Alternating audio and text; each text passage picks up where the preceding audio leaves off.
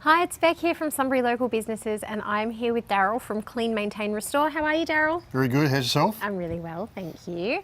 Now, it's been a little while since I last used your services, but to fill in everyone else, what are the things that you do at Clean, Maintain, Restore?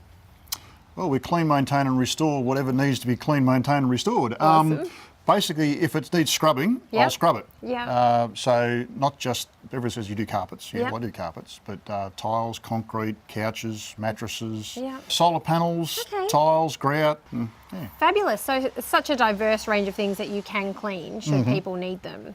And I remember when you did do the couches and things like that, everything's really thorough. Can you talk someone briefly through, I suppose, the process? Yeah, well, we'll go to carpets and upholstery. The first step is always a vacuum. All right, so you take it as much as you can dry, because Yep. when you make it wet, it tends to stick. So you Okay. take it as dry as best you can.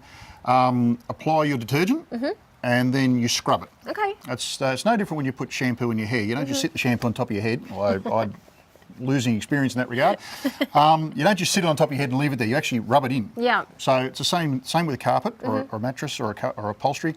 So you let the chemical do its work in the thing, and then you extract it. Okay. So in my case, it's a wet extraction where you're Yep. actually rinsing the mattress or the carpet or the upholstery, Yep. and then you use the vacuum process Yep. in whatever machine I've got to actually then remove the moisture and the resulting dirt, junk, and Yeah. nasties. Yeah, absolutely. And there's no mess or anything like that. And even when it comes to you being up there cleaning people's solar panels, you take care of everything. So if people want to get in touch to get any of those things done or to talk to you about maybe what you can do for their place, how do they do that? 1300 Daryl. Well, thank you so much for your time today, Daryl, and hopefully people get in touch. No worries. Thank you. Ciao.